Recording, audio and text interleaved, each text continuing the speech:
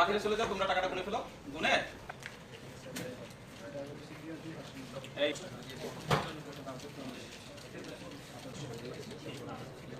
আসসালামু আলাইকুম রহমতুল্লাহ। সম্মানিত ভিউয়ার্স, আওয়ামী লীগ সরকার গেছে কিন্তু তাদের দোসররা রয়ে গেছে এবং আইন শৃঙ্খলা বাহিনীকে আরো প্রভাব খাটিয়ে যারা সরকারের দোসর ছিল, যারা একান্তই সরকারের আস্থাভাজন ছিল, প্রিয়জন ছিল, যারা এখনো পর্যন্ত সেই তাদের বীজ দাঁত ব্যবহার করার জন্য বিভিন্নভাবে কাজ করছে।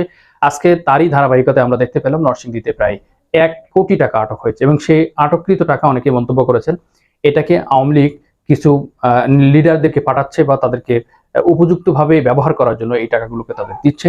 এ ব্যাপারে কোনো সদুত্তর যারা টাকা পেয়েছে, মানে শিক্ষার্থীরা সারা বাংলাদেশে বৈষম্য বিরোধী আন্দোলনের যে ছাত্র সমাজ ছিল তারা কিন্তু এই টাকাটি পেয়েছে এবং গাড়িটি চেক করে এর আগেও কিন্তু তারা অনেক কিছু পেয়েছে বিভিন্ন জেলাতে, বিভিন্ন উপজেলাতে, ঢাকা শহরে, ইভেন বাংলাদেশের সর্বস্তরের বৈষম্য বিরোধী যে ছাত্র আন্দোলনের যে নেতা তারা কিন্তু সারা বাংলাদেশে ট্রাফিকের দায়িত্ব পালন করছে, সাথে কিন্তু আনসার বিটিভিও সেখানে কাজ করছে। আমরা দেখতে পেয়েছি সে যারা টাকা পেয়েছে 89 লক্ষ বা প্লাস 1 কোটি টাকার মতো, তারা কিন্তু এই টাকাগুলো ব্যবহার করছে বা ব্যবহার করবে বলে তারা নিয়ে যাচ্ছে। কিন্তু তাদেরকে যখন টাকা পাওয়ার পরে বলা হয়েছে, তারা কিন্তু বলেছে, তাদের মধ্যে থেকে বলছে যে কেউ টাকা বলছে আছে, আবার কেউ বলছে টাকা নাই বা এই ধরনের কিছু নাই, এরকমই বলেছে। সুতরাং আমরা যেটা দেখতে পেয়েছি আওয়ামী লীগ গেছে কিন্তু তাদের দোসররা রয়ে গেছে। আপনাদের সামনে বিস্তারিত ভিডিও নিয়ে আসছি এবং আজকের ভিডিওটি সুশীল সমাজ, বিজ্ঞ ব্যক্তিরা এবং যারা বিবেকবান ব্যক্তি আছেন তারা অবশ্যই দেখবেন যে আজকের ভিডিওটি আপনার কাছে কেমন মনে হচ্ছে এবং কি কারণ এবং এই টাকাগুলো কেন, কোথা থেকে আসলো, কারা এই অবৈধ টাকা এত টাকা পাচার করলো বা কারা এই দেশের মধ্যে আবারও অরাজকতা বা দাঙ্গা হাঙ্গামা বা বিরোধী দলকে দমন করার জন্য তারা এই নিপীড়ন, নির্যাতন, ভাঙচুর, ডাকাতি, সমস্ত সন্ত্রাসী কর্মকাণ্ড যেটা ইসলাম বিরোধী সহ মানব এবং মানবের জন্য অকল্যাণকর যে কাজগুলো তারা করার জন্য চেষ্টা করছে, তাদেরকে আপনি কিভাবে দেখছেন, কারা করছে, আপনার মন্তব্যটি কিভাবে আসবেন। এই জন্য আপনাকে আমি বিশেষভাবে অনুরোধ করবো আপনাদেরকে আমাদের ভিডিওটি পুরাটি দেখে তারপর মন্তব্য করুন।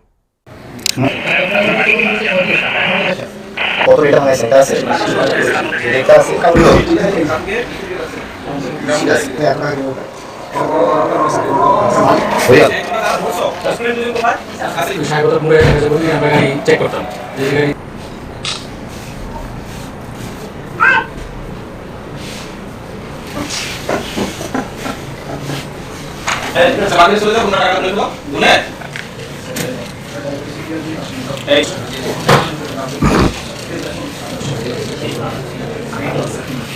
বৈষম্য বিরোধী ছাত্র আন্দোলনের যারা আছেন তারা কিন্তু একই সাথে সাহেব প্রতাপ মোড়ে আজকে তারা ট্রাফিক নিয়ন্ত্রণে কাজ করছে। এমন সময় একটা গাড়ি আসে, যে গাড়িটা তাদের সাসপেক্টেড মনে হলো, সেখানে দুটো আইফোন দেখতে পায়। পরে স্টুডেন্টরা গিয়ে ওখানে জিজ্ঞাসা করে যে আপনারা কারা, আপনাদের পরিচয় কি এবং গাড়িতে কি কি আছে। তখন আমাদের বিএনপি সদস্য ছিল, তাদের জিজ্ঞাসাবাদে এক পর্যায়ে একজন বলে যে আমাদের টাকা আছে তাদের ব্যাগে। তো টাকা থাকার পর তাদের সন্দেহ হলো কত টাকা কি, খুলে দেখালো, খুলে দেখা তারা বলছে 89 লক্ষ টাকা। তো এটা একটা বিশাল একটা অ্যামাউন্ট, সাধারণত মানুষের কাছে এরকম একসাথে প্রায় 1 কোটি টাকার কাছাকাছি থাকার কথা না। এটা সাসপেক্ট হওয়ার পরে ওরা জিজ্ঞাসাবাদ করলো যে আপনার টাকা কোথা থেকে আসছে, কোথায় যাচ্ছে।